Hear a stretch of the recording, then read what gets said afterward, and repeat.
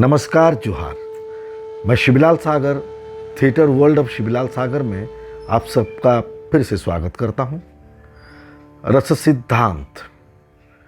रस सिद्धांत के अंतर्गत इससे पहले हमने श्रृंगार के बारे में बात की। श्रृंगार दो तरह के हैं, एक संभोग और एक विप्रलंब।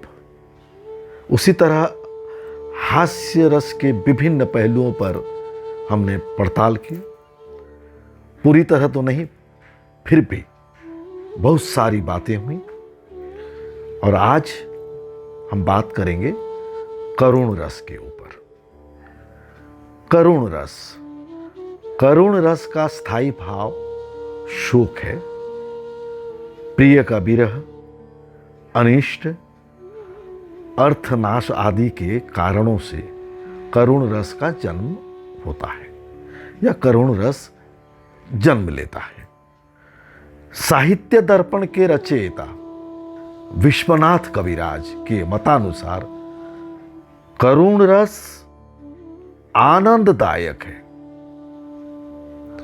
अगर ऐसा नहीं है तो फिर लोग रामायण आदि दुखांतक काव्य पाठ या श्रवण या फिर रामचरित विषयक नाटक दर्शन के पश्चात या दर्शन के लिए आग्रही क्यों होते, या दर्शन के पश्चात इतना आनंदित क्यों होते?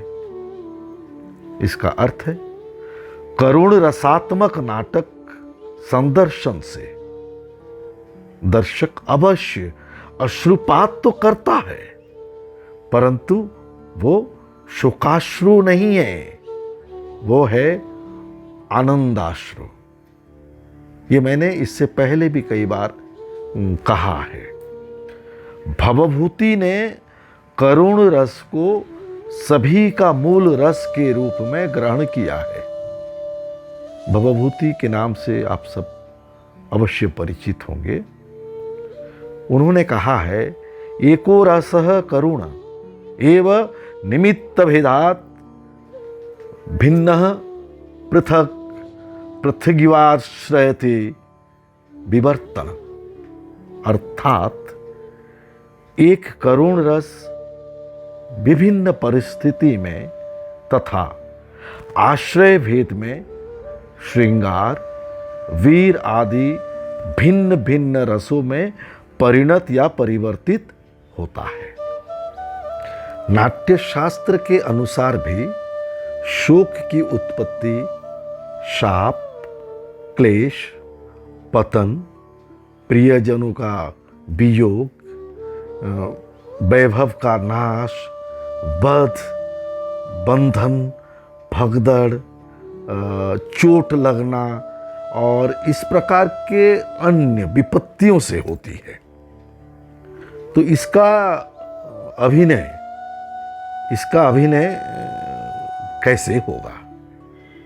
आंसू गिराना, विलाप, मुंह सुखाना, मुंह फीका पड़ जाना, शरीर का ढीला होना, सांस छोड़ना, स्मृति लोप मतलब याददाश्त खो जाना आदि अनुभव से होता है।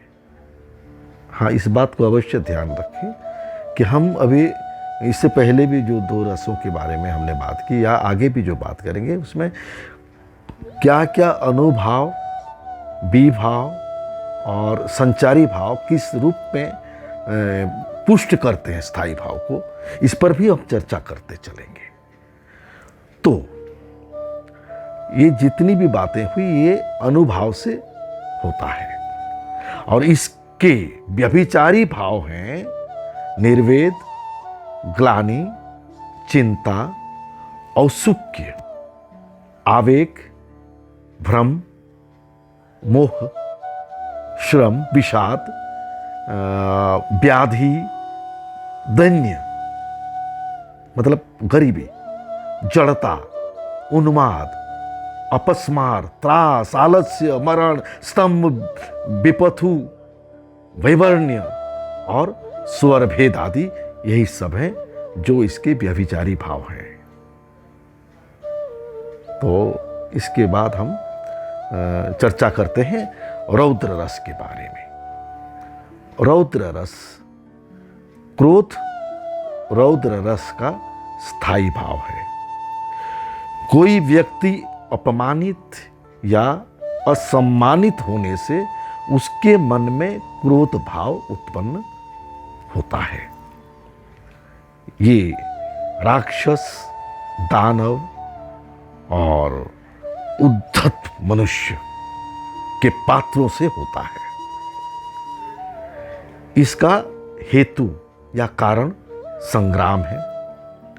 क्रोध बलपूर्वक खींचना, कुवचन कहना, झूठे वचन, प्रहार, कठोर वाणी, द्रोह, इस तरह आदि जितने भी बातें हैं ये विभावों से ये जन्म लेता है।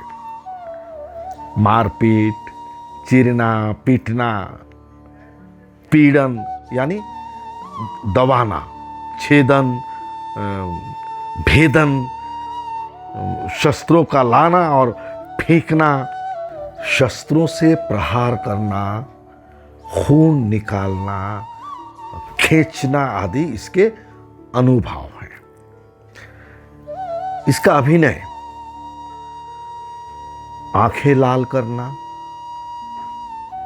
भ्रिकुटी टेढ़ी करना, दांत पीसना, ऊंट दबाना, गंडस्थल यानी कनपट्टी का फड़कना, हथलियां मसलना आदि अनुभावों से होता है।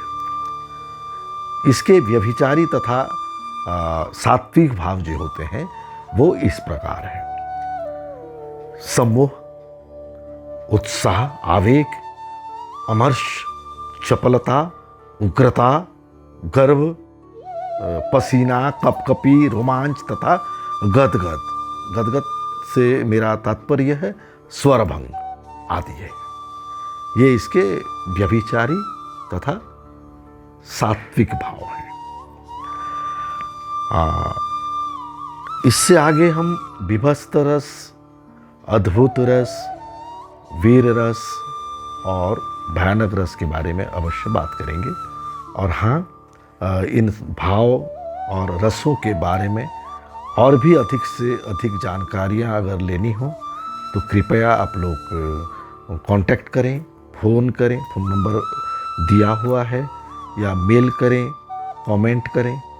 आपके प्रश्नों का उत्तर एक साथ आखिरी कड़ी में मैं कोशिश करूंगा देने के लिए, उस पर बात करने के लिए। और मैं अंत में फिर से एक बार कहूँगा, आप ज़्यादा से ज़्यादा लोगों को शेयर करें और सब्सक्राइब करें। नमस्कार।